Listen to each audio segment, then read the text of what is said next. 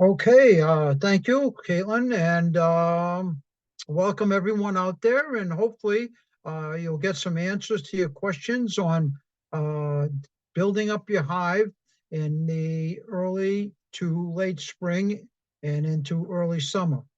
So, first of all, I want to mention right now two big factors that nature has to cooperate. That's number one. And secondly, you and your management, and that's what we'll be talking about today, uh, what we should be doing with our hives. So, one, if nature cooperates, it makes it easier for the beekeeper by cooperating, meaning warmer temperatures outside as opposed to cold spells, long cold spells. If you've got temperatures that become seasonal and get into the 50s and 60s and stay there, although spring is the most challenging time to keep bees alive. A lot of hives make it to this point, and within the next month or 5 weeks, you can lose them very easily. So it's important that you monitor your hives from this point on. If they've made it this far, that doesn't mean you're in the clear because there's some challenging things that have to happen. One is outside temperatures.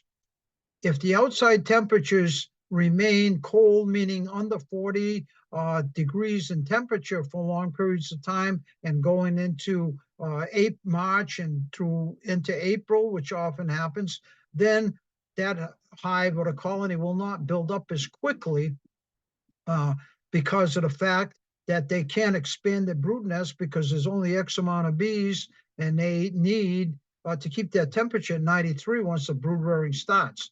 Although most hives at this point, I've been around to all of my hives, and I find that this year, as a year, they started back in December.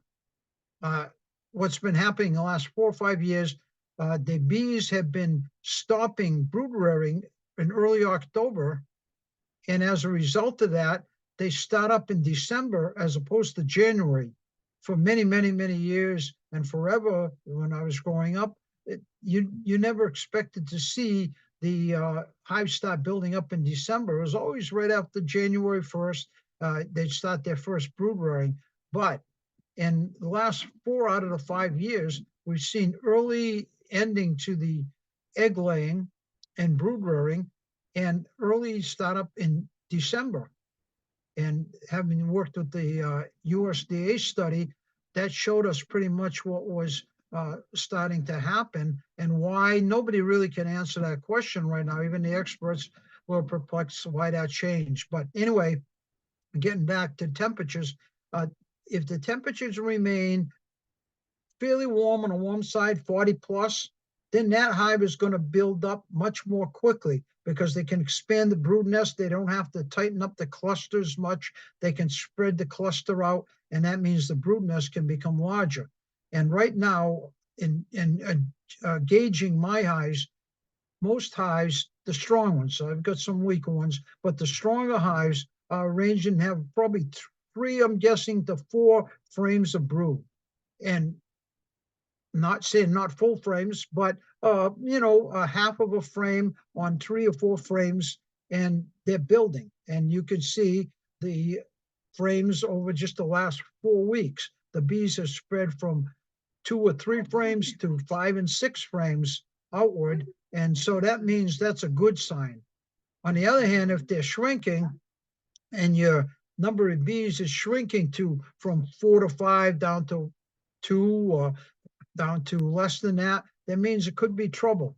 And what what affects the buildup this spring? One was the fall cluster size that went into the winter, and those that didn't start in January, the brood rearing that they started in December, you probably have a stronger cluster because, as you know, bees live for about 3.5 to 4 months during the winter. During the winter, the adult bees, because of the fact that they're not out flying and wearing their wings out, and so as a result, if you had a large fall cluster, you're probably going to have a larger spring cluster at this time, as opposed if you went in with a smaller cluster, they just couldn't expand the brood as quickly. So fall cluster size is a factor that uh, is going to determine or has determined the size of your cluster right now. Secondly, obviously your queen, hopefully you evaluate your queen going into the winter and requeen if necessary, but that doesn't mean you're home free, you've got a good queen. Oftentimes, if the queen isn't doing the job early on, they will attempt to supersede her. And with cold weather, not a good thing. But if you had a good queen and she continued and started in December or January laying with a nice pattern, then that buildup is going to continue. So the queen is a factor that's very important when you went into the winter, and make sure your queen was a good queen. And for the most part, she should continue. If she was a young queen and she was a nice brood pattern early on in the fall, then she's probably going to be doing very well right now. And then the other two factors, one, the food stores. How much honey was in your hive and where is it located? Most of us obviously hopefully went into the winter with a full top chamber, pretty much with 90 to 100 pounds of honey stored up there. And what happens is they moved up out of the bottom chamber, the bees have moved upward. And at this point, noticing 90% of my hives, they're up in that top chamber and they've eaten out a lot of honey from those middle frames and started putting their brood in there. And so what's happening now is they're getting to a point where there's 3 or 4 frames of brood, and the bees are clustered around that brood, especially with those cold nights. It gets down to the 20s. They tighten up that brood, and occasionally, even sometime when you get a stretch of 4 or 5 days of warmer weather, they expand that brood nest, and then it gets cold all of a sudden for 4 or 5 days.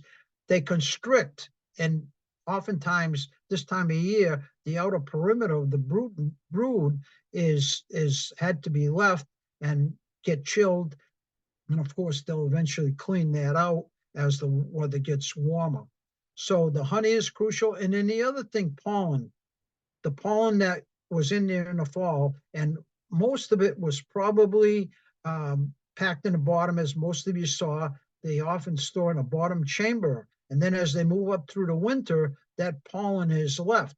I've learned over the years to move one good frame of pollen up into my upper chamber as they go into the winter cluster, which puts it close to where the bees are now, not too far away from the brood, so that they can warm the pollen and be able to use it to start brood rearing. Because you have to keep in mind that without the pollen, they won't start brood rearing.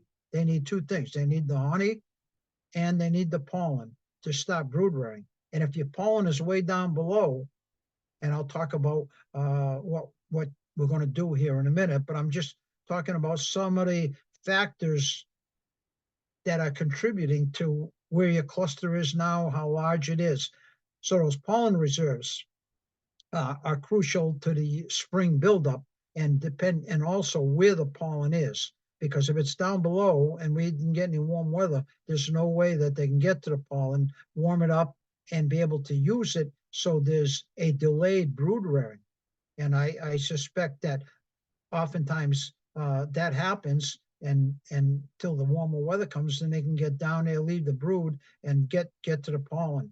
So it's always good to bring the pollen up, and even now, if we get into a good warm day, oftentimes what you can do is get a 60+ day, go down, get a couple of those streams of pollen down below, bring them into your house for a day or two to warm them up, get that warm, and then on a nice warm day, you can take and move those pollen frames closer to the cluster where they can keep it warm, and that will expand your brood nest because the bees will have the pollen there. But there's other options. So go ahead, Caitlin, go up now to the top. So we're going to be talking here about spring, and what you should be doing right now and how to adjust as the temperature gets warmer. At this point, it's too cold still for sugar syrup. So put that on hold.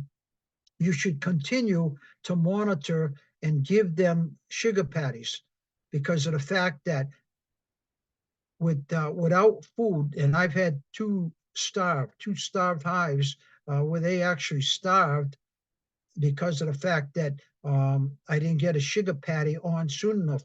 One of them, I put sugar patty on, they were still alive, but then I went 2 weeks without checking with my first check of hives back in January, and they'd eaten through the entire sugar patty, had no um, food nearby, and as a result, they starved right there. And it was sad because as I picked them up, they had already started brood rearing back in December, and a couple of frames of nice brood that they just couldn't keep warm. And the adult bees, you have to keep in mind, without food, they can live no longer with this kind of cold temperatures more than 3 days to 4 days without food because they can't generate the heat without having any food, honey, or in this case, sugar syrup, which is the substitute for it. And if they've got the brood in the middle and have eaten all the honey nearby,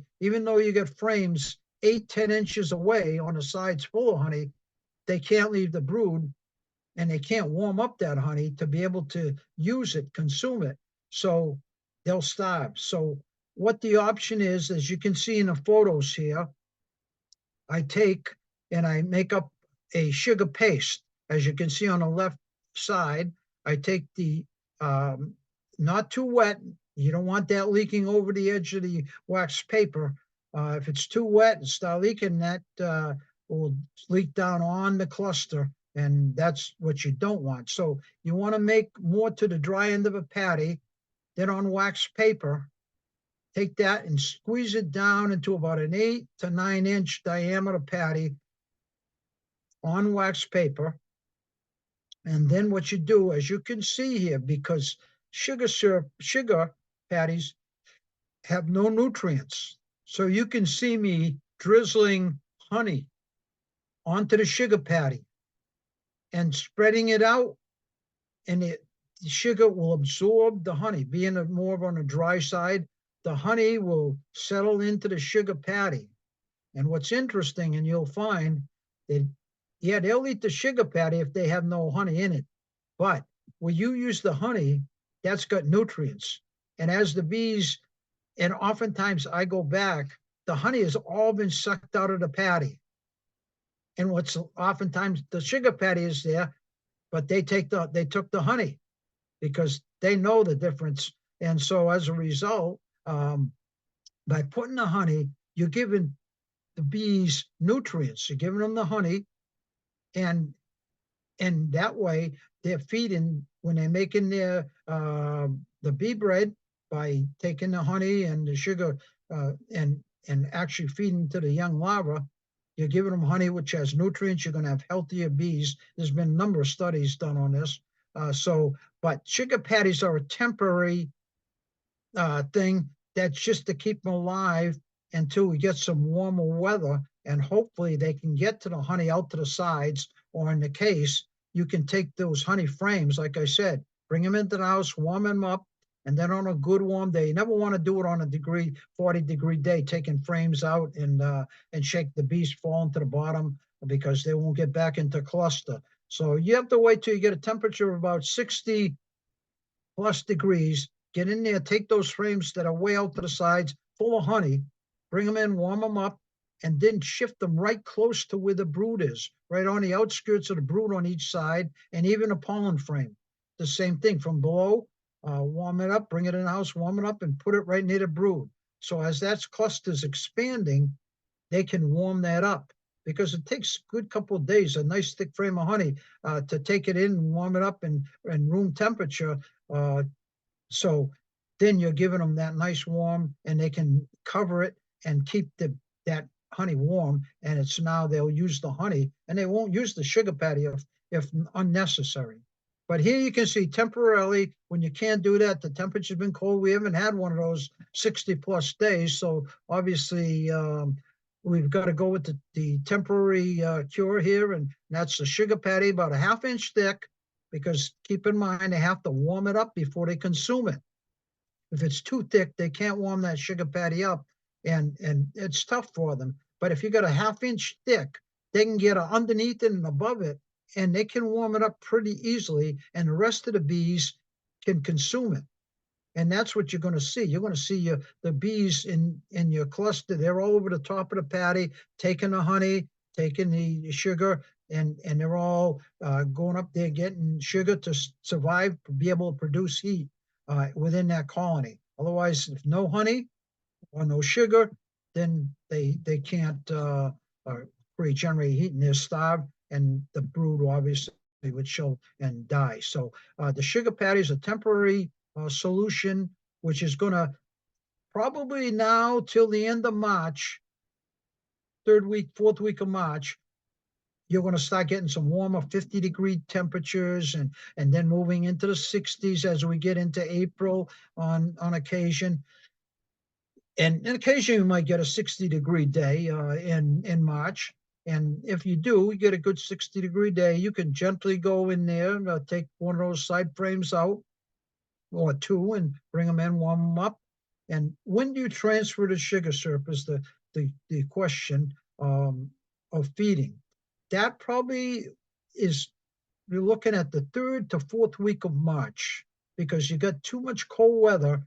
And what happens is that syrup up above, and I'll show you some pictures here, feeding sugar syrup, where you put that, place that.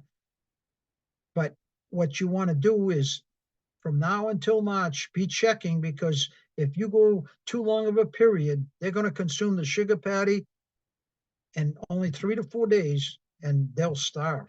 And as a result of that, you're going to feel guilty that it's your fault because you didn't get in there soon enough. I'd say right now, with the brood that's hatching and the number of bees in the hives, weekly. Earlier on, it was every 2 weeks I'd go out, but even then I found a couple of starved hives out of my fault that I didn't get out there sooner, because there were stronger clusters. They consumed all the sugar patty, and 3, 4 days, and if they didn't have anything, they pass on. So see the honey in there, 6. So that's a good, if you got your own honey, just be careful. Don't buy any of the store-bought honey or honey you don't know, because you don't want to transmit any foul brood or any kind of disease to your hive for sure. But if you've got your own honey, or you've got a neighbor or another beekeeper that is clean, then you can use that honey, and that way they're getting nutrients, and you're gonna have a healthier colony, healthier young bees. Okay, so you see the pictures there. You can see how that's done, and then you can see me on the right side placing it. Don't set it on to the bees. You want to smoke them, gently smoke them, and place the patty on the frames and slide it to overlap the cluster just a little bit. So that way the bees will come over, cover the cluster, and they chew the wax paper, and that drops to the bottom. In the spring, you'll find that you're going to see wax paper, thin wax paper, where they chewed it, it fell to the bottom, and you'll have to clean that out, which I'll show you here in a minute. So sugar patties, go ahead. Next slide, Caitlin.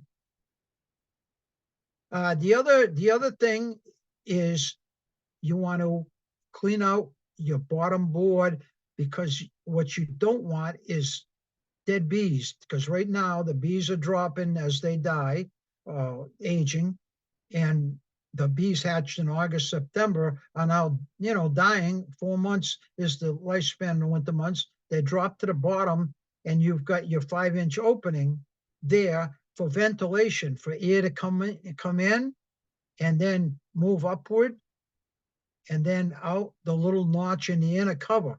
And we're going to talk about moisture in a minute. But what you do is gently take out your entrance reducer, and with a long hanger, I usually like to use a hanger, you stick the hanger in nice and thin and pull out all the dead bees. That's clean off your bottom board, and gently just pull away all the dead bees, make sure the air can come in, the airflow comes in, moves upward, and then they vent the moisture out from the honey they're eating, the syrup. When you start feeding sugar syrup, they're getting that excess moisture, the water out of there, and you know evaporates and moves outward. So they're moving the moisture out so it don't settle onto the bees and they freeze.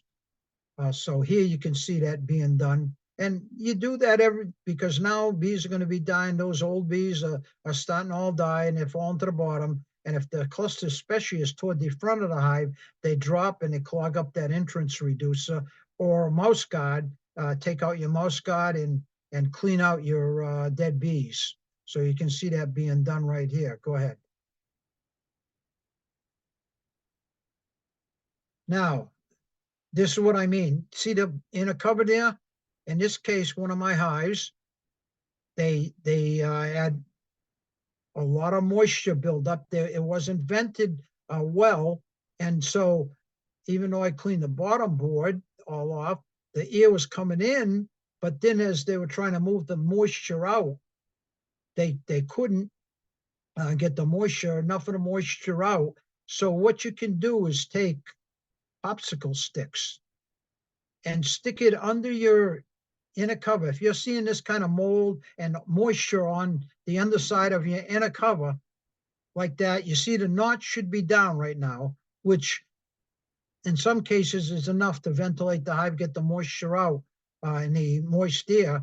But in a lot of cases, it's not. I found that putting popsicle sticks on the rim of your, you can see because the sugar patty, you need to get an inch, 1 inch or 2 inch rim and put it on there so you're not squashing the bees against the sugar patty when you put the inner cover on. So what you do if you're seeing this moisture on the inside of your inner cover, take popsicle sticks and put it at each of the corners, the four corners, right on your riser, the red riser that you see there. And you can see how the space on the far right is now a space there. So as that air moves through, they in all directions, they can vent it out, that moisture air with a lot of moisture in it, and vent it out of the hive because that creates a chill and settles on the bees, and that is not a good thing. Keeps them from being able to keep the temperature that they need to keep the brood warm. So ventilation is an important factor, and that notch that you see on the inner cover there, I'm pointing just up above it, little notch. Make sure that's down. That helps. But in many cases, I find that's just not enough when they're venting, especially when we get to the sugar syrup here. There's a lot of water that they gotta vent out of the sugar syrup to consume it, and that's when you really start to see moisture build up if there's not enough ventilation to move the air, moist air out of the hive. Okay, so you can see there, those rims is what you need. Don't try to put your sugar patty on. You're gonna hide because even though it's a 1/2 inch, that inner cover fits pretty tight on and against the hive, and if you don't have the riser, it's gonna crush bees. Okay, go ahead. The other thing that I like to do, I showed at the one of the meetings, is you get yourself one of these indoor-outdoor thermometers with a cable on it and the little bulb that reads the temperature, and stick that down right into the cluster because the bees for the most part, 95% of the hives are up above in the top brood chamber and right near the top right now because it's been a long winter and they've eaten a lot and they've moved up pretty high and they've got brood there. There's no question. Take that thermometer with the cable, stick it right into the center where the cluster is mainly, and you can see what the temperature is. Just an interesting little thing that you'll see that temperature comes right up into the 90 plus, and you know you got brood in there because if you don't have brood, that temperature is going to be about 70, 75 degrees. So if you haven't got the good 90-degree temperature, you know you haven't got any brood yet. Whereas if you've got 90-degree temperature, you know there's brood in that hive and there's brood buildup. So go ahead and move to the next slide. Now, transferring to sugar syrup, 2 to 1, 2 sugars to 1 water. Bring it, warm it up to just a light boil, not heavy boil, and so the sugar all dissolves. And then keep it in your house until you're ready to feed it. About the third week of March to the fourth week of March, it's again varying depending on temperature. If the temperatures remain low, it's not a good idea to use sugar syrup. Simply two things, because of all the excess moisture that they have to evaporate out of that sugar syrup. And you don't want that in the hives and dripping onto the bees. So one thing that I'm going to mention here is if the temperature's still there, 30s and low 40s, hold off. But usually by the third week, end of the third week, the fourth week of April, you can, of March, you start using 2 to 1 sugar syrup. And I would recommend, you can see the jar I'm putting on the hive in the middle there. That is a smaller jar. And as the temperatures get warmer, say into April, and you still need to feed because there's no nectar flow. Nectar flow is dependent on temperatures and whether the bees can get out to get the maples and get some of the early plants and get the nectar. Maples are the first big flow. And the bigger jar, if you use that, you need first of all, a deep super on top. That's going to create where much of the heat is escaping more quickly. With a smaller jar, you can use a medium super. And also the bees are going to come up around that jar, warm it up.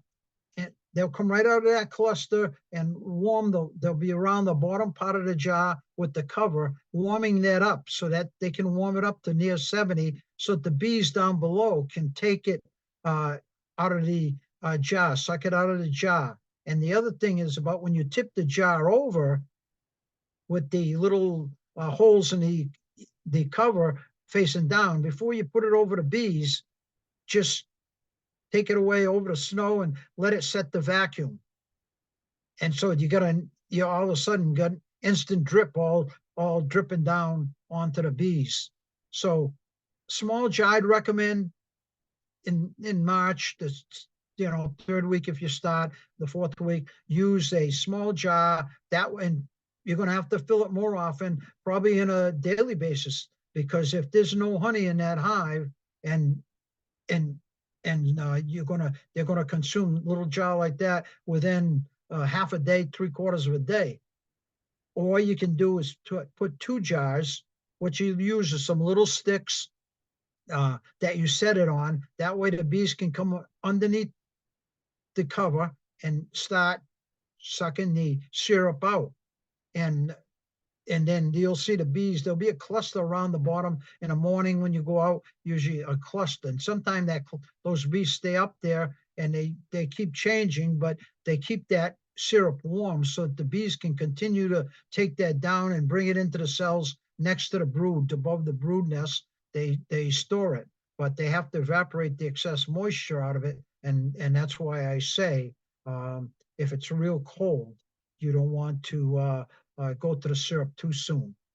Third week, fourth week of April, if the temperatures, once you get to 45 and up on a pretty regular basis, then sugar syrup is the way to go. And you can see as it gets warmer yet in the middle of April and you still got to feed, you find that they don't have enough honey in there, and you go to a bigger jar with a deep chamber, and you don't have to be replacing it every day with the larger jar. But of course you need a deep super on top to continue feeding.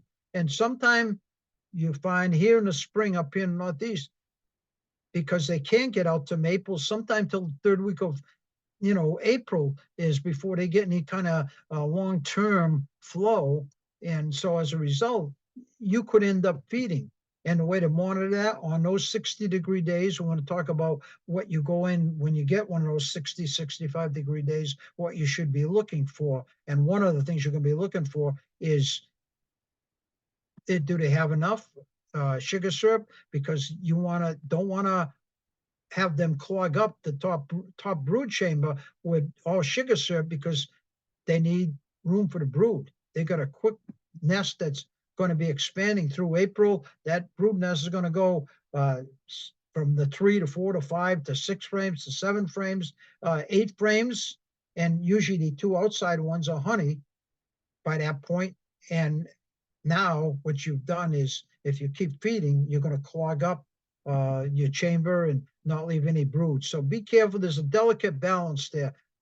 Feeding, but not overfeeding, clogging up your top brood chamber, leaving space for the brood, because you're going to find right up and through the middle of April, they're pretty much in that top chamber. They may go down eventually down to the bottom and fill up the top part of the bottom frames in the bottom chamber. You'll often see that.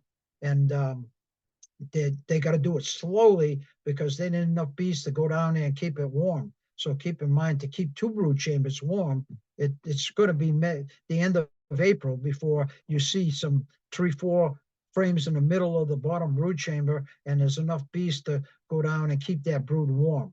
So there's like I say, that delicate balance between how much you feed, and then if there is a nectar flow, and you keep feeding, they're bringing in maple nectar, eventually dandelion, they can easily clog up your 2 brood chambers, and the bees will do it. And oftentimes, as an inspector, I'd go around and I said, you don't have any room for brood.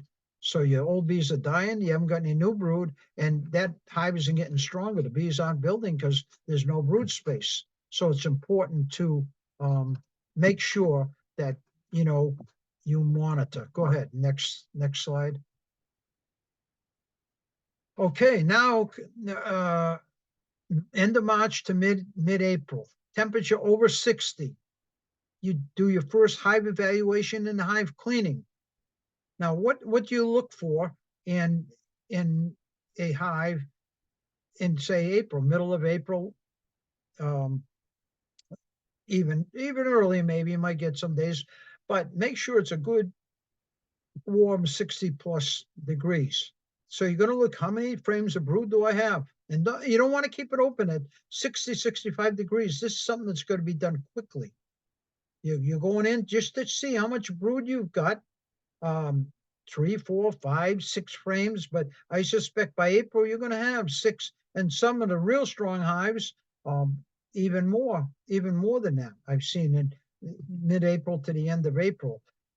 So that's what you're looking for, is brood. And when I talk about brood, also you're going to be looking at, is there anything wrong with the brood? Any sunken cappings, punctured cappings that might indicate something is going wrong.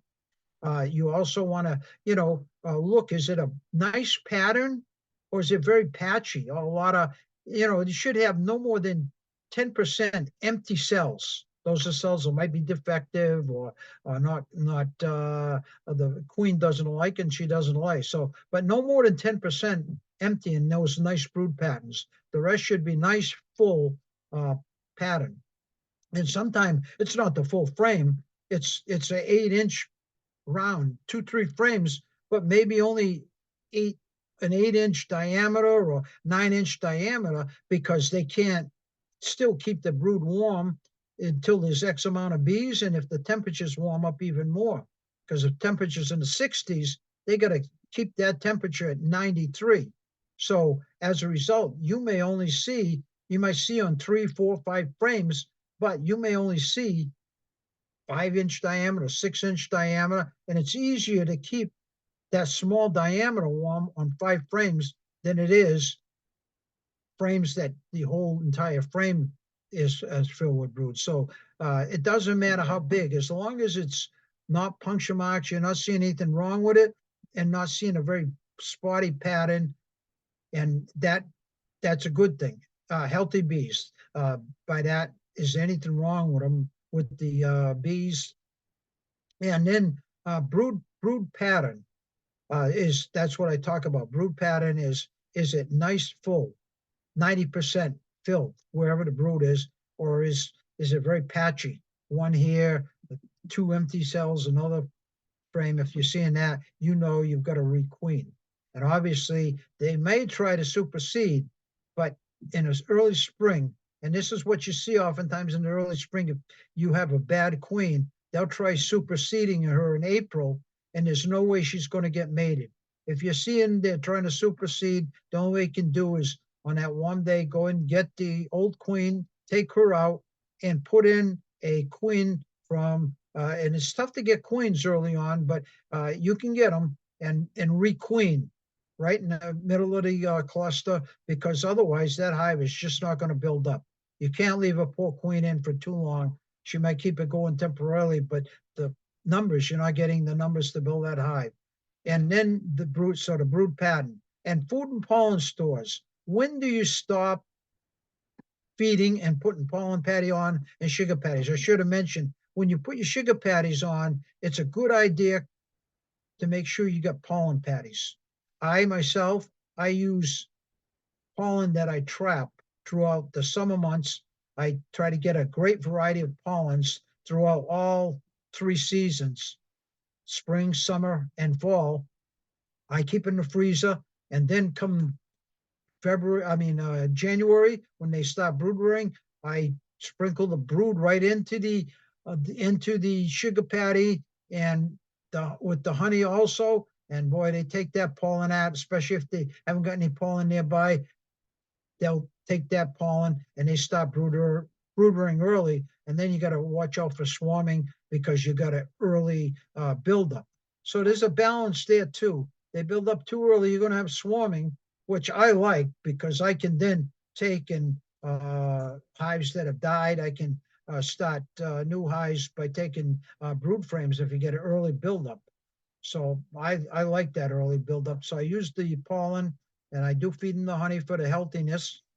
And so evaluate food stores and pollen stores on those warm days. How much pollen do they have? How much honey do they have? Making sure you're not honey bound. In other words, all your cells are filled up with sugar syrup and nectar if it's coming in, and she has got no room to move to expand the brood nest. So if that's happening, you're going to want to cut off your sugar. That's when you cut off your sugar syrup. When you find that those frames are starting to all filled up, then there's a nectar flow coming in, and occasionally there's a nectar flow, and then we get a cold spell, and they stop, and they can consume that nectar that's in there pretty quickly. So keep an eye on that. A weekly check. Hopefully by April, you can get in there on a good warm day once a week, checking how things are going along and checking these factors here I'm talking about.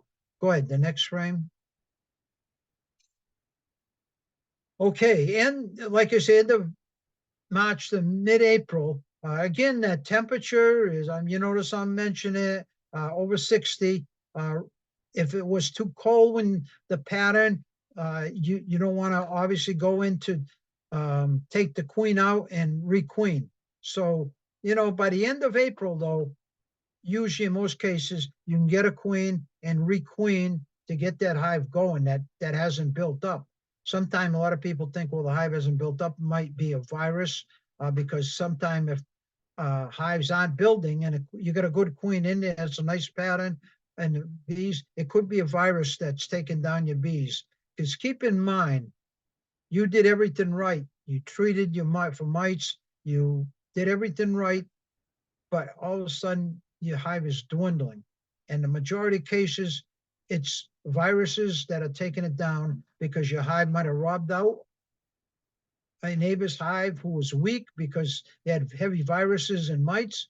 And guess what? Your hive, your bees brought back those viruses, transmitted to your hive, and slowly over the course of the winter and spring, that virus is spread, and your bees start dying, and you usually find empty hives.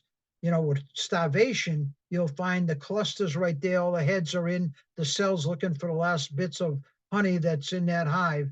But if it's all on a bottom board, in most cases, the viruses, they're falling to dying, and they're falling to the bottom board. And there's loads of bees down on the bottom board. And this is by the end of April, especially if there's no nectar flow, it's a good time now. You can move your honey frames. You get 5, 6, 7 frames of brood. You can move honey frames out from the outside closer to the brood nest. And the other thing is, by the end of April,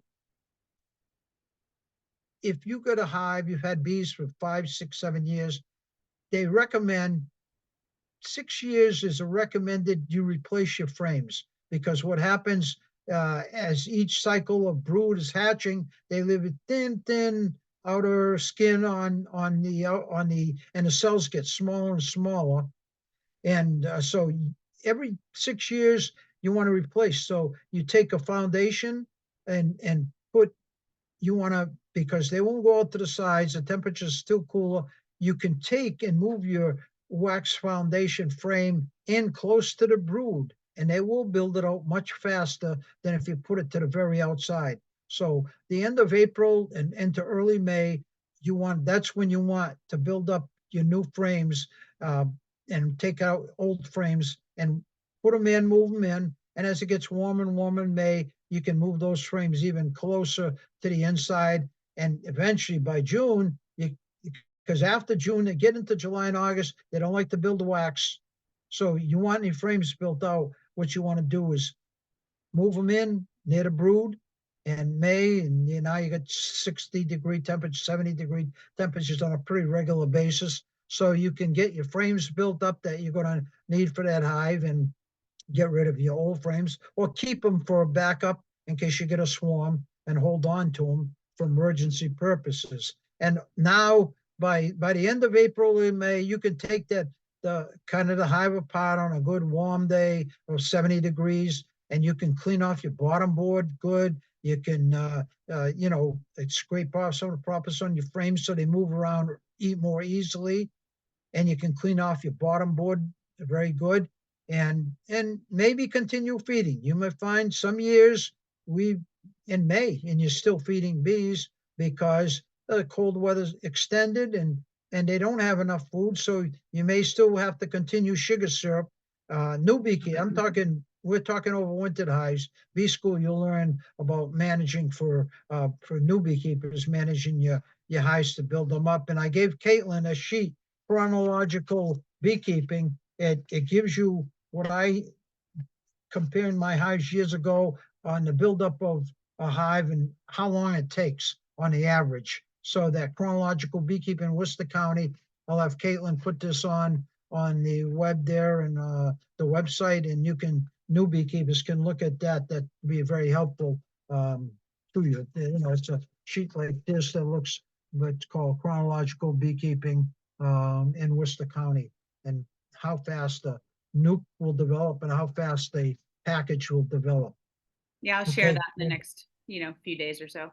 Yep. Go ahead. I was going to say I'll share that in the next couple days, and then I'll move this for you. Yeah. Now, honey supers. This is again, it's a variable. How strong your hive is, how the nectar flow is, what kind of temperatures are out there that provide the nectar flow and provide pollen for them. You'll find that usually by the end of April and into the first couple of weeks of May, what happens is your brood chambers are now starting to get crowded with all the bees. So what I'm getting at here, when you get 7 frames of brood in the top and 4 or 5 in the middle or in the bottom, you get lots of nectar coming in, lots of pollen. You don't want to clog up those brood chambers. So before that happens, when do you put your honey supers on? When you see there's a lot of brood and you're starting to see nectar coming in pretty well, you stop feeding, obviously, but at that point, you put on your honey supers. You place them, I use excluders. I find some people call them honey excluders, but I don't find that at all. I put in my honey supers wet from the year before. I always put mine, after I spin out all my honey supers in the fall, my fall harvest, I leave them wet and stack them up. And if you want to see bees come through an excluder the end of April, and there's not a great nectar flow, you put your excluder on, you put your honey soup on with those wet, and they just fly up there and they clean that honey off and bring it down, because now they got honey up there, and that's what they want is, the nutrition of the honey as opposed to sugar syrup. So that's the way I do it. If you get dry honey supers, you can drizzle honey onto your honey supers. They smell that. That's going to get them through the excluder, move them up into the honey supers, and they start working the honey supers. Now, if you don't have a built out honey super, to get it built out, obviously leave the the excluder off so that the bees can go, because they'll resist. If it's a dry honey or just frames you put up there, they won't go up there until you get a great nectar flow. But don't put the excluder on, put your super up there or your frames, and they'll build them out. And you keep feeding. If you get supers to build out, then you keep feeding because they need a lot of nectar or sugar syrup to build your frames out. So if your brood chamber's all built out and you're a second, third year beekeeper and you got honey supers you need to get built out, that's the way you do it. Put them up there, continue to feed your bees with the sugar syrup, and they will build up, especially if there's not a great nectar flow coming in. But usually by the end of April, early May, there's a pretty good nectar flow coming in, and they'll build your honey supers without the excluder. And then should your honey queen move up there, well, you just move it down, put your excluder on, and at that point, the bees will continue to move upward. The brood will hatch up there, and you get your honey super, and then you keep checking. But they can fill up a super. I've had on a strong highs in May, I've had a whole honey super fill up in a week and a half, and it's full. And I'm talking full. And if you don't get another one up, what they'll do is come down. What they'll do is come down and saturate, fill up your brood chambers, and then you're honey bound. And now you got to spin out your brood frames. It really becomes a pain. So that weekly hive checks will tell you all of this, but you need to get the 60-degree, 70. By May, you're getting, high 60s into the 70s, and you can get into that hive pretty regular basis, and you can take more time. At 60, you want to pretty well move quickly, so you're not going to chill your brood, because if the brood is let me just suggest that some people take that frame of brood and then put it in a hanger out near the, a frame holder out on the side. You don't want to do that. You want to take an empty frame from the outside, put it into the holder, and then just move your frames out just a little bit. You want to keep them in the hive and just pull out to quickly check your brood. But you don't want to take and put it outside at 60 degrees. That will chill the brood out there, especially if you don't have too many bees on that when you take it out on the brood. So be very careful with that at 60 degrees. Once you get into the mid 70s, you can, bees are pretty hardy, and in the high 70s, mid 70s, you can do that, but not under 75. You don't really want to put frames out there, especially if you get 60, 65. It's all right to go through and leave the frames in the hive, but be aware of that. Okay, go ahead. Okay, and we covered that. Just to cover back again, outside temperatures, again, are going to determine everything. That's going to determine how your hive is going to develop, how quickly, and it's going to determine your cluster size, and it's going to determine if food stores are coming in, if nectar's coming in, pollen's coming in. Outside temperatures stay cold, you're going to have delayed buildup of your beehive, even though you're feeding and whatever. They just got to stay on that brood to keep it 93, and if it's only say 50, 60, they just can't leave that brood. Your field bees can't get out as well. They'll come out and forage at about 55 and up, but they just not going to any kind of heavy nectar collecting or pollen collecting. And so, because only X amount of bees can go out, the rest have to stay in, keep that at 93. So, and then you did everything right. Now it's the end of May, and what you now have to do, and I'm going to mention to the second year, it's not the new beekeepers, swarming. I guarantee you, if you have a hive and you had a dynamic queen, the temperature's been warm in general, and they got plenty of food and pollen stores, and you had those 7, 8 frames, 9 frames of brood, and the bees have been hatching, you can, as early as the end of April, early May, you can have a swarm. And so all this work building them up. So I recommend starting at the end of May, the end of April, early May, lift up your top brood chamber. This is where you're going to see signs of swarming. Lift up your top brood chamber and just check. You're going to see the first signs as little teacups, upside down teacups. They're starting, that's queen cells. Then the next step is they're going to make them a little bigger. The teacups become a little bigger, and there's a white wax on the outside. That is the sign that they're going to now swarm.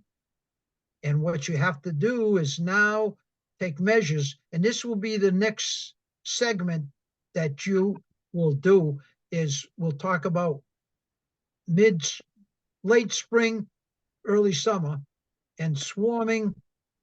Especially, it's nothing more discouraging than having a nice build-up and you got a good booming hive, and all of a sudden, 40 feet, you see a swarm.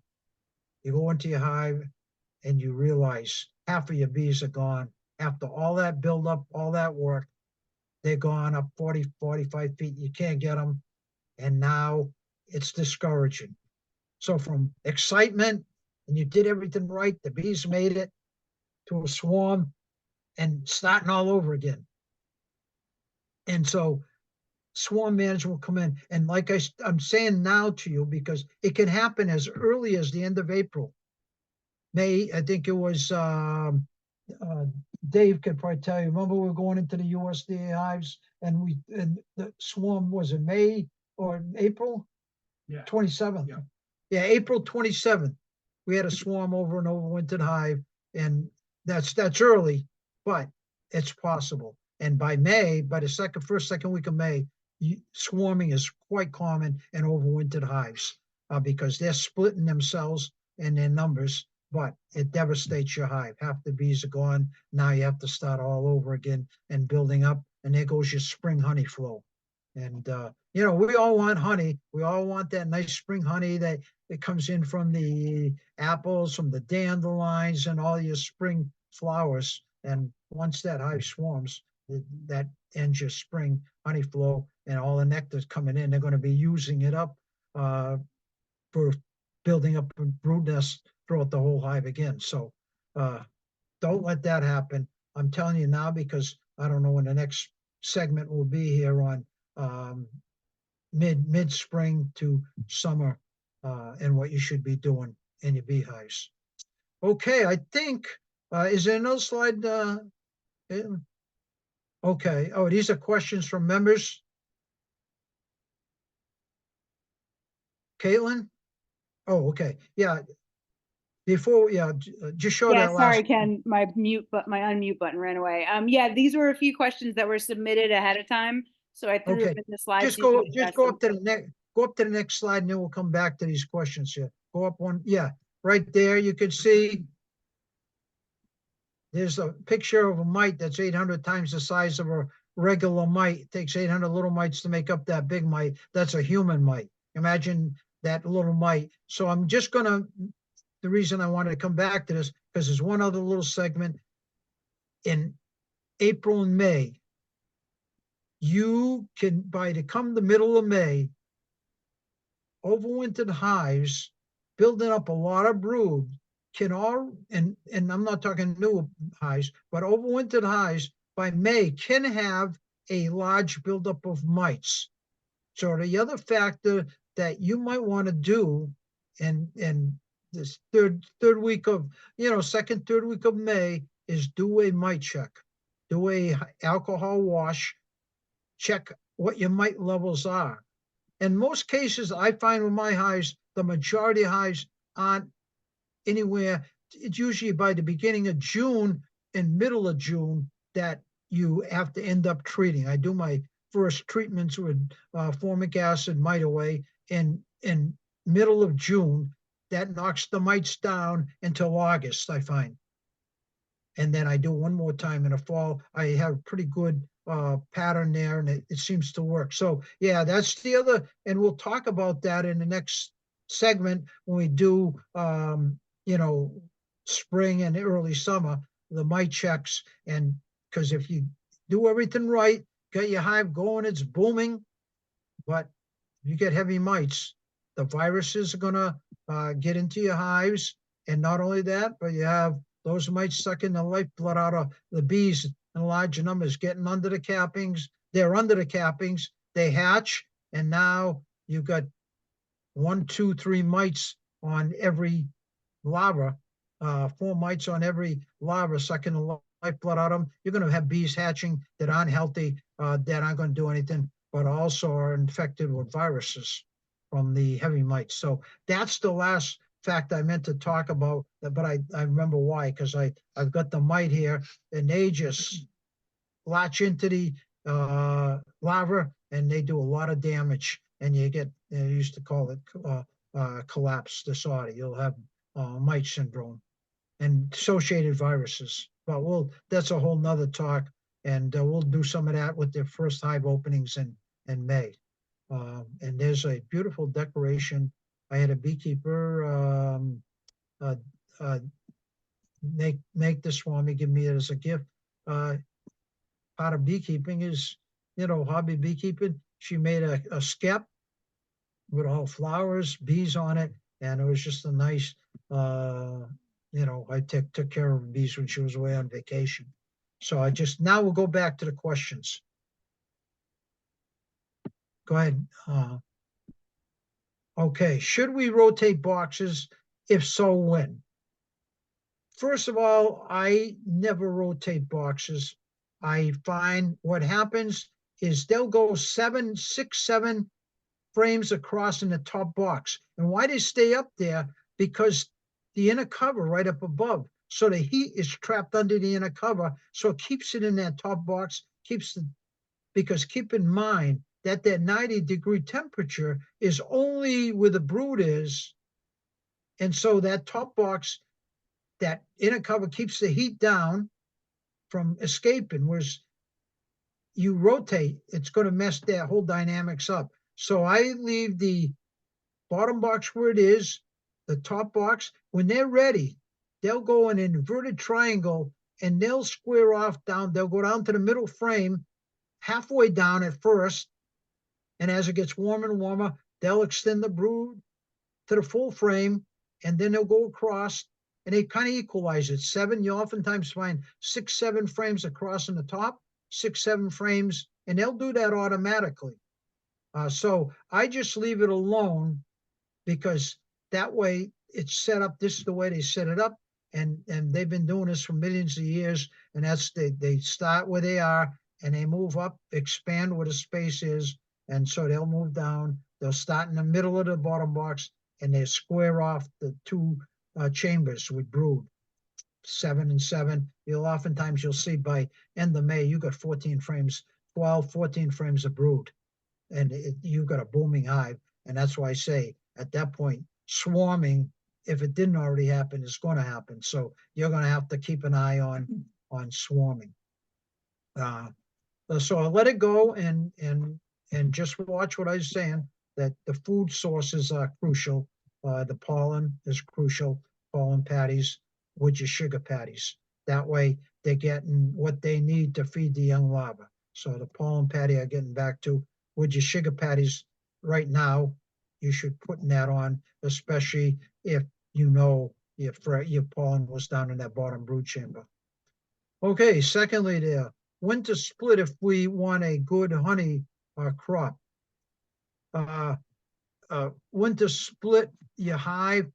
Well, you can split your hive. You get a good strong hive and you want to make 2 hives out of the hive. I'm thinking this is what but when you make a split like that, if you want a good honey crop, when you split a hive, you're going to weaken that hive tremendously. You're taking 4 frames, sometimes 5 frames of brood. And keep in mind, when you're making a split like that, you can't get good mating of queens, I found, before the second week of May. Usually don't get a well-mated queen, especially temperatures. So if you're making a split, and hopefully, obviously, if you're not seeing signs of swarming, and it's the second week of May, you got 12 frames of brood in that hive, you can easily take 4 or 5, make a nice split, buy a queen, which is going to speed it up much more quickly to produce their own queen. If you make that split, let them produce their own queen, it's going to take much longer. You're talking a 3-week period you're losing with no eggs or brood. And so my recommendation is make the split when you get 12 frames of brood. You take 4 or 5, put it into a nuke box, or even a deep chamber by the middle of May. You can do that and make your split, buy a queen, and that way she's going. And that's going to obviously keep your hive from swarming when you take just about half of it and split it. But you have to realize your honey crop is gone. In some cases, if you get a little dearth in there, you might even have to feed again for both of the splits, the two parts of the hive you split. So yeah, if you want a second hive, this is the time to do it before they swarm, and you make a split. Good, take 5 frames and and get a queen and put her in there, and that'll keep your other queen from thinking about swarming, and keep her busy building up a whole nother brood chamber of brood. And that doesn't mean your swarming is in, because she'll do that fairly quickly. And now she's still July, and you find bees swarming. So that doesn't end swarming for a hive. Just to let you know, you got to keep monitoring for swarming May through July, the end of July. And for new beekeepers, your swarms are going to come in August when it's dangerous. If you get a swarm in May, June, they can build up. But a swarm in August, it's going to be pretty tough for a hive to build up. All right, thirdly, I see there, when should we start treating for mites, and with what? My recommendation is you do your alcohol washes, because I've had hives with high mite levels in May and I've had to treat. So do your alcohol wash, I'd say, toward the 3rd week, 4th week of May. And if you're seeing 3 mites in your alcohol wash, 4 mites, you want to treat. And by the end of May, you can use mite away. It's formic acid, and it gets under the cappings. And you usually need good 75-degree temperatures for mite away. But usually by the 3rd week of May, you're gonna have pretty good temperatures for mite away. And if not, you haven't got your honey supers on yet. Yeah, otherwise you have to move them on. Then Apivar.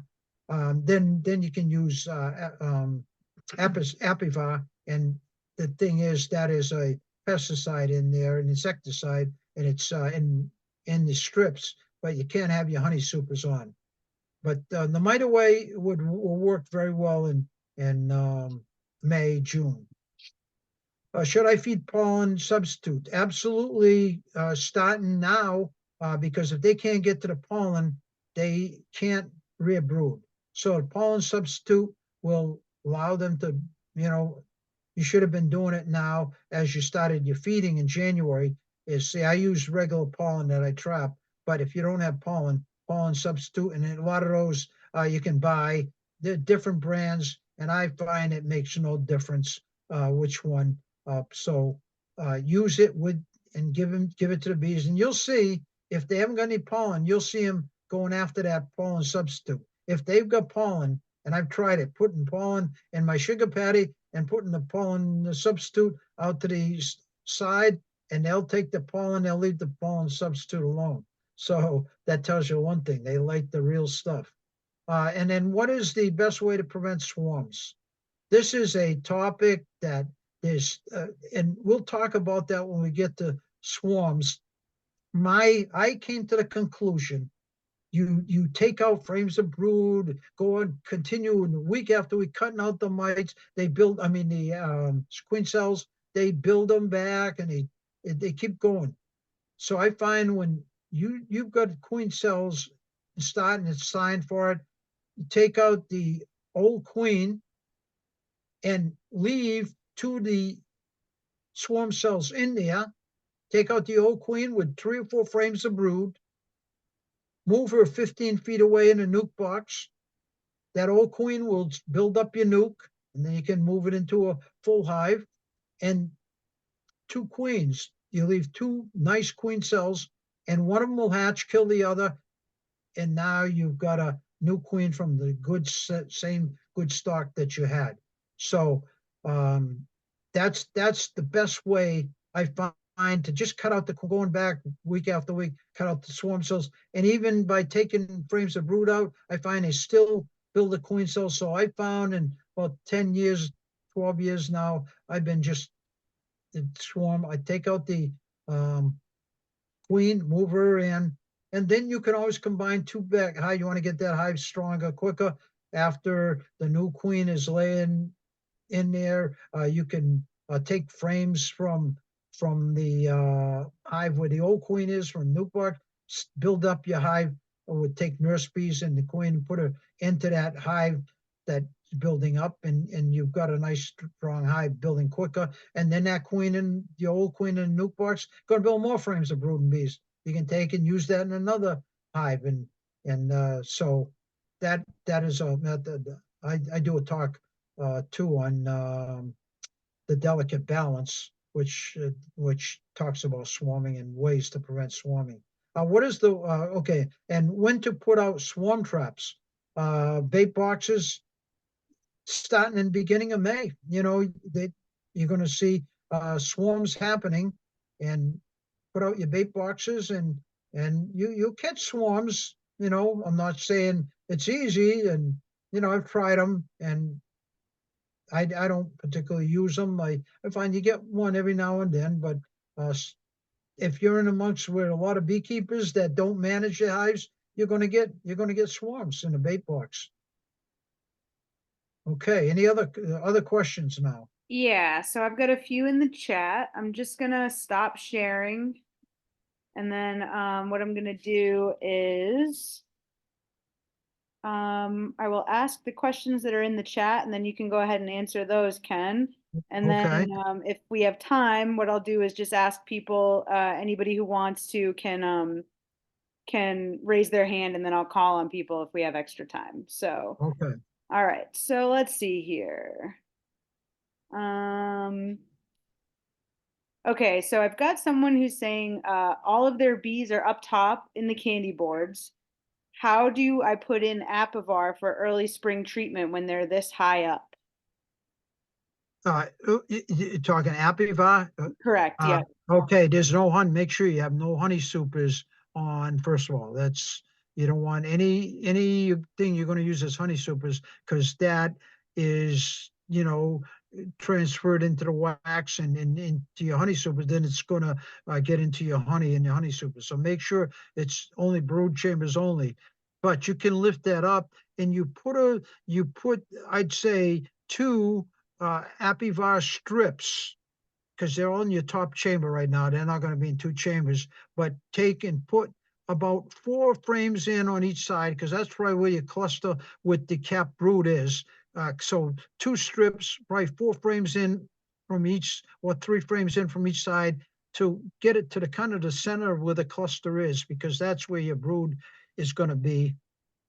And well, brood is there, but with Apivar, that's going to knock all the bees that are on. See, the thing is, right now, Apivar is not going to get under the cappings, and I would guess, but what it will do is knock down the mites that are on the adult bees.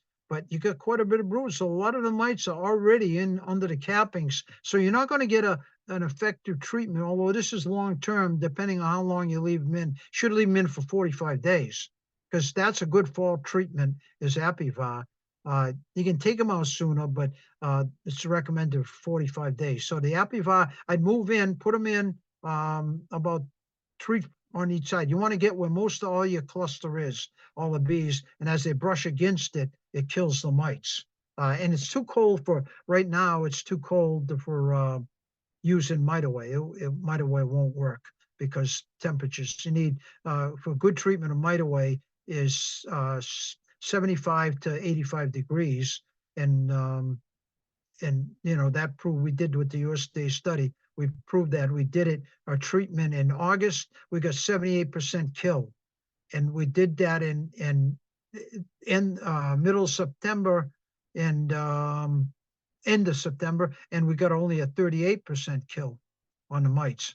So Mite Away won't work until you get those 70+ degree temperatures. But Apivar will kill the mites on the bees. They won't get under the cappings. You can use oxalic acid is another one, but again, you don't want it when it's cold temperatures. That'll break up your cluster, and you don't want to right now break up that cluster with brood in there. They'll chill the brood. They'll come off, and it forces the bees to scatter, and you don't want to do that. So at this point, I would not use anything then something like Apivar to get at least get the bees on the adult bees, and as they hatch out from under the cappings, you know, they come out onto the adult bees, and the Apivar will get them. Okay. So we've got a few questions on pollen patties, but I think you answered the question of when to put pollen patties on your colonies. But there is a question. Jonathan is wondering, can you put pollen patties in the hive when it's cold out, or are the patties too hard if it's cold? No, the bees will warm them up. You just put half of a. You don't want to put one of those big patties like they sell them. It's like 8 inches long by 4 inches wide. Just put it in half and put it right near the cluster. And what will happen is the bees will come up over the top of it and underneath it, warm it up. And then the nurse bees will use that to feed the larva. So yeah, I started my pollen and my sugar patties back in January, and they use the regular pollen that gets them going. But if you got none, and the price of pollen is down below, unless you moved it up last fall. If not, so I'd get pollen patties right on, and you'll know because they'll take it down. If they don't have any pollen available to them, they'll be eating away at it. On the other hand, if they got pollen somewhere nearby, a frame of pollen, they're going to use the pollen. They'll leave the pollen patty alone. Okay. Sorry, guys. All right. So Jonathan's also asking, this is about the entrance reducer. So he's saying that he uses the small opening through the winter to keep the hive from getting too cold. Should he change to the medium opening Yeah. or remove the reducer Yeah, altogether use now? that 5-inch opening. There's a small opening, and then there's the like 5 or 6-inch opening. There, you want to leave the large one. I do that all winter because enough air, because it doesn't take much to block up that little entrance, especially if bees are falling, dying, and they clog that up. So I'd all winter long. I use the 5-inch to allow for enough ventilation coming in.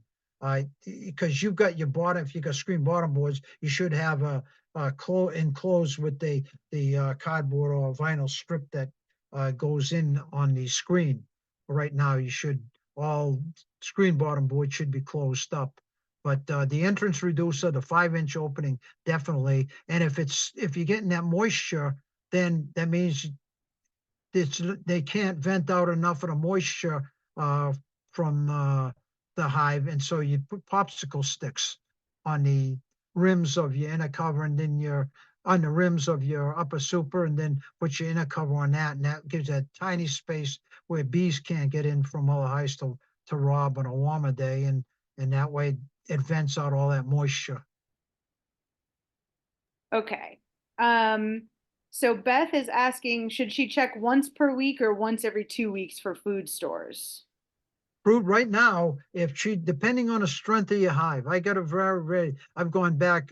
I just was out there finishing up today after a week. I've been doing 2 weeks ago, 3 weeks ago, maybe. I lost 2 hives. I mentioned they starved within 1 week. I left it 2 weeks. That's why I started to make up my mind. I better go around every week. Some of the strong hives consumed it, and I had two that no food, they starved, and so once a week, definitely, especially with strong hives. And if they got enough, if they got the patty still there, it's a good sized patty still there, you can just add on to that, take some of that, make a little ball of it and set it right on smoke the bees a little bit to get them off of and put it right on top. Or if they're almost all gone, then take your on a cold. I like it on a cold day because the bees don't fly. Like today, I was doing it. Very little. They didn't move off of that where they were. They're on top of the frames. That's telling you that pretty much they're looking for food. They got brood and they're looking for food up there. So yeah, it doesn't 3 days, 4 days, and you're gonna not only lose the adult bees starving, but all the brood is gone because it's gonna freeze. Beth is also asking to feed now to prevent starving. Can I put a saved frame of capped honey on each side of the brood nest and a third one laying down on top of the frames? Uh, uh, okay, first of all, it's too cold to go into that hive to put frames on the side. You don't want to open up and juggle in frames and put in frames of honey in right now. You got to make sure they're warm, first of all, for 2, 3 days in your house. If you've got some, don't put in cold frames. The cold releases and will chill the brood in there. So warm them up, and then on a warm 60 plus day, is what I'm saying. You can gently go in there, take the side frames out slowly. You don't want to be really, cracking frames and settling on getting the bees all upset even at 60, but gently, and then put the funny frames closer to where the brood is. You'll be able to see on a 60-degree day, you take the empty frame from way out to the side out and move that, put the warm frame right next to the brood. That way the bees will jump right on it and be able to use honey instead of, and they'll use that. If they got honey, they're not going to use the sugar patty. Okay. And putting on the top, you get it really blocks the ventilation. A full frame like that blocks your ventilation, and your moisture gets on the underside of that frame and starts dripping down. So I wouldn't advise, doing it that way. But wait for a warm day and put them in close to where your brood is, and they will keep it warm. Okay, Maggie says, I stored a few deep frames in my basement in an unsealed box. I just found a small patch of spider web like material on plastic foundation on a few frames. Is this waxwing? How can I clean it safely, or do I have to throw that foundation out? Well, wax moth, right? I don't know what the temperature is where the frames are, but wax moth. That's probably the remnants of wax moths that had hatched and in your frames. And if it's real bad, it's just too much work for the bees to clean that up. They won't be able to clean up, get out, get in there, get all the wax. If it's real bad, if it's a little bit, you can scrape it out and you'll have a little space there. But yeah, that's wax moth that got in there. And wax moth is usually in the fall and before the winter sets in, they hatch in the beehives. So, and that's probably what you had, or in the cellar. They hatched out in the cellar where it was warmer as you brought them in. The eggs were in there of the wax moth, and the larva hatched and then webbed it all up. So Jean is asking, if it's real bad, it's easier to just and have them build out a new frame. Jean is asking whether you insulate your hives. I don't. It doesn't. I find it doesn't make any difference. Some swear by it. Uh, I don't. If it's a windy area, it does help.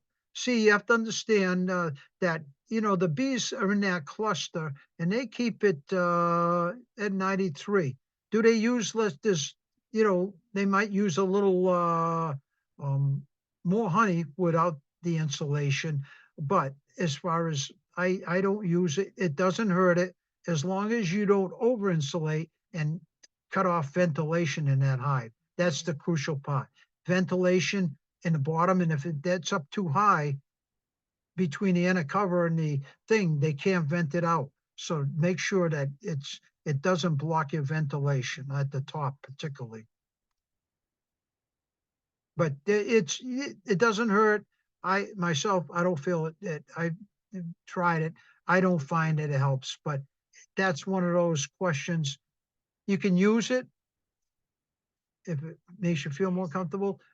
Don't use it, and I find that it doesn't make any difference. I've tried it. I've experimented with it over the years. I used a number of different types, and I don't use it today. Okay, I don't see any more questions in the chat. It's 8:25, so I think what we'll do now is first I put the B School link in the chat again. So if there are any beginner questions like the ones I mentioned at the beginning of the talk, such as when do I order bees, where do I order bees from, what do I need to purchase, those questions will all be answered in B School. We start next week on Thursday night at 7 o'clock, and we run for 8 weeks. It's fully virtual. And then Ken, do you want to speak about the April meeting quickly? Yes. Yeah, go ahead.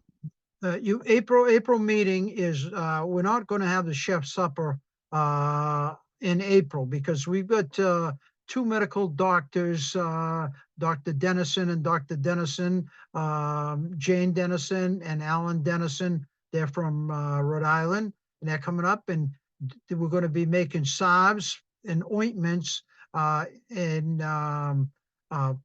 for medical uses on wounds, and they're going to talk about the medical uses. And these are MDs that are beekeepers, and they found, and in the medical, they've got many doctors now using these ointments and these salves in the hospitals in Providence. They found research has shown that they work for wounds and the healing process, and they'll be actually showing, demonstrating, and then you'll make, each of you are going to make your salve and your ointment there and go home with salve and ointment, which is made with honey and propolis and bee products. So it's going to be fascinating. We had them like 8 years ago, and we just we've been requested by many people over here. We're bringing them back. So all newer beekeepers, you might want to come to that meeting. It'll be about 2 hours, but you'll be amazed, and you're going to see them actually putting. They got a person with a wound that's going to, how they've been treating him, and what it's done for him. So anyway, April meeting, that is the first Friday of April, which is, let me give you the date right now. That's going to be on April the 5th, Friday night, 7 o'clock at the Leicester Knights of Columbus Hall. Because you'll be having wax that you can make these salves from, and honey and propolis. You'll be able to make tinctures that they're going to talk about out of propolis, which is used for many medical purposes. So if you got any questions, you can give me a call. It's to the particulars of this, and an interesting meeting, but no chef supper at that meeting. All right, and I think with that, we'll call it a night for now. And if you have any other questions, you can feel free to reply to the emails that were sent about this meeting, and I'll make sure they get to Ken, and we'll certainly do more Q&As just like this soon. Yeah, I can give him my phone number here. Here's my phone number. If you have questions about anything about, spring management, what you should be doing now, I don't text. I type with one finger, but here's my phone number. 508. Everybody got a pencil and pen, hopefully. 508 680 3440. Ladies, no social calls. My wife gets jealous. All right, awesome. Thanks, Ken. Have a good night, All right. everybody. Thank you.